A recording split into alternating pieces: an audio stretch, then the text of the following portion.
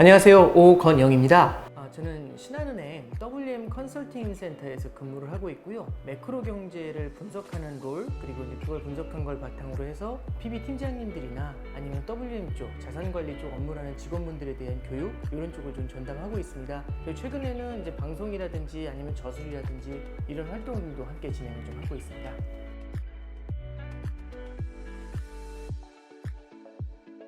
일단 미국의 인플레이션 상황을 보면은 지난달에는 9.1%까지 물가가 올랐고요. 41년 만에 최고치입니다. 근데 이제 다행스러운 건 지난달 물가 지수가 이제 7월달 거죠. 이번에 발표가 됐는데 8.5%로 내려왔습니다. 그러면은 고점을 찍고 내려왔다, 이제 이런 희망을 갖게 만들어주는데요. 물론 다시 올라갈 수도 있겠지만, 그래서 지금 현재는 물가 상승세가 어느 정도 좀 피크아웃된 거 아니냐, 고점을 찍고 좀 내려오는 거 아니냐, 이제 이런 기대감을 가져와요. 그리고 이제 우리나라 같은 경우는 아직 고점을 확인하진 못했지만 현재 6.3%까지 물가가 올라 있거든요.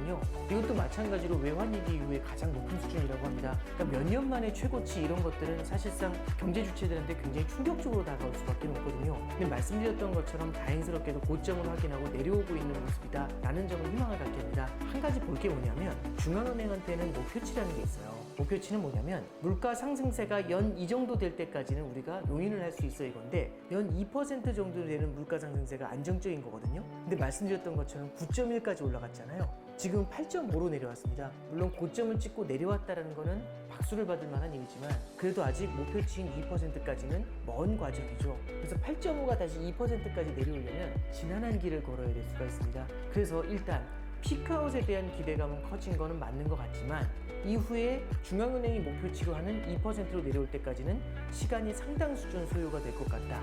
그래서 당분간은 일정 기간 동안은 인플레이션 압력에 대한 공포가 이어질 수 있다는 점을 좀 감안해야 될 것 같습니다.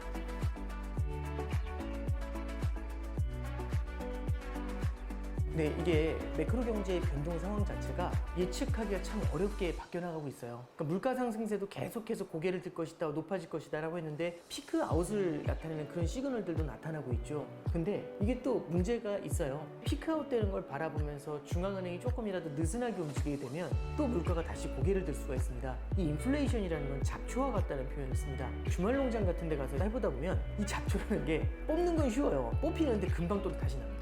이게 굉장히 무섭거든요. 그래서 이 인플레이션이라는 것에 대해서 예측한다는 것 자체가 상당히 좀 어렵죠. 그러면 물가가 고물가와 저물가를 왔다 갔다 하면서 굉장히 빠른 매크로 환경의 변화를 가져올 수 있고요. 이게 무엇을 건드려 놓을 수가 있냐면, 물가 상승세가 심하다 보면은 사람들의 소비를 억누르게 되는 소비의 둔화, 그러니까 저성장에 대한 리스크를 높여놓을 수가 있죠. 그래서 우리는 몇 가지를 좀 고민해야 됩니다. 물가 사이드에서의 변화도 봐야 되고요, 성장 사이드에서의 변화도 같이 봐야 되겠죠. 그러면 물가와 성장이라는 걸 넣었을 때 이런 걸 좀 생각해 볼 필요가 있어요. 첫 번째는, 성장에는 고성장과 저성장이 있을 거고요, 물가에는 고물가와 저물가가 있을 겁니다. 조합을 해보면 고성장 고물가, 고성장 저물가, 저성장 고물가, 저성장 저물가, 4개의 국면이 나타날 수가 있어요. 각각의 국면에서 유리한 자산들이 분명히 존재할 겁니다. 성장이 잘 나오는 고성장 국면에서는 주식시장이 좋을 수가 있어요. 그리고 예를 들어서 물가가 높은데 성장이 둔화됐을 때는 원자재와 같은 자산이 좋을 수가 있죠. 성장과 물가가 둘 다 주저앉았을 때는 안전자산인 달러, 이런 쪽에 대한 선호도가 높을 수가 있습니다. 근데 말씀드렸던 것처럼 이게 어디로 흘러가게 될지 너무나 빠른 시일 내에 핑핑핑핑 돈다고 말씀드렸잖아요. 이런 케이스에서는 우리가 하나의 시나리오를 감안하면서 무조건 배팅을 치고 들어가는 걸 경계해야 됩니다. 그래서 첫 번째는 쏠림을 경계하자라는 말씀을 드릴게요. 참고로 하나 말씀드리면, 올해 상반기 5월달까지 원자재 가격이 엄청 올랐거든요. 그걸 바라보면서 원자재 쪽으로 배팅을 늘리는 투자 세력들이 있었어요. 근데 원자재 가격이 최근에 엄청나게 하락했습니다.